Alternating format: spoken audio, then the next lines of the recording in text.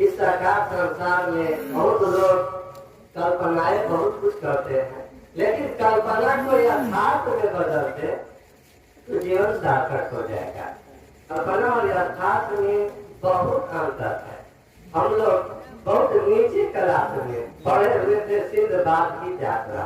कहानी तो बहुत लंबी थी, लेकिन शीर्षक यही था कि लेखक जो थे वो चाहते थे कि हम बहुत बड़ा धनवान आदमी बन जाता तो बहुत अच्छा। अर्थात धनी बनने की उनके अंदर बहुत बड़ी कल्पनाएं थी।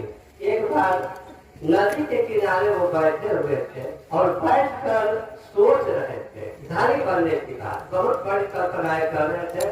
आप लोग देखते होंगे कि जब लोग किसी बात को सोचने में विभोर हो जाते हैं, अस्थाई जब बढ़ जाते हैं, तो वो समय समझ नहीं आती है कि धूप है कि छाया, कहाँ बैठे हैं कहाँ नहीं बैठे हैं, और सोचने में विभोर हो जाते हैं। कुछ रहता है कलम रहता है इसी तरह से चीन खींचते रहते हैं, कुछ रहता है तो खा कर फेंकते भी हैं, करते हैं।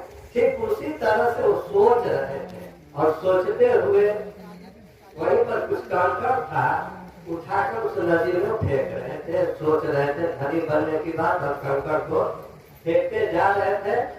अंत में देखते हैं कि जिस पत्थर को हम फेंक रहे हैं देखने में बड़ा अच्छा लग रहा है, कितने पत्थर को तो हमने फेंक दिया। 2 पत्थर देखे कि बहुत अच्छा पत्थर है, पूरा चमक रहा है, लाल लाल है। तो कहे कि हमने तो बहुत सा पत्थर को फेंक दिया, अरे पत्थर जो देखने में लग रहा है बहुत अच्छा, जरूर कोई कीमती चीज है और इसको किसी जौहरी को दिखलाएंगे तो वो बता देगा।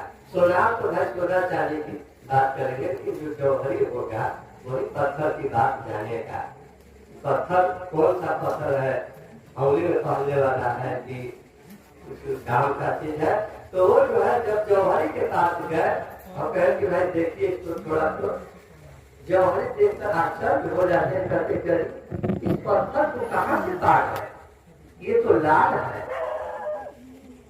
जब लाल की बात सुनते तो वहीं पर माथा पकड़ लेते हैं। तो हमने सभी लाल को फेंक दिया।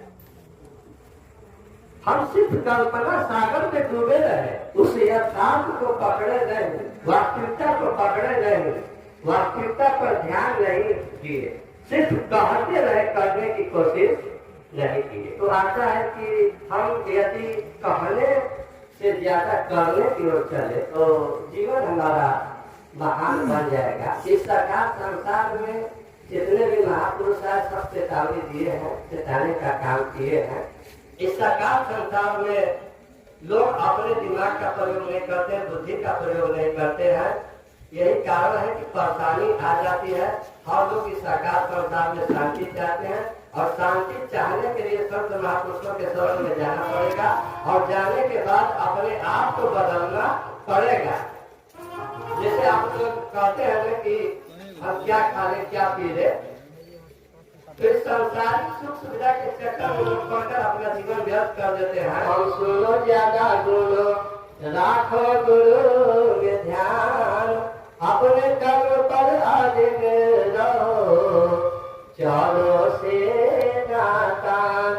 इतना ही कहकर इस समय के लिए अपनी वाणी पर विराम दे रहा हूँ। ओम सत्यम सत्यम सत्यम।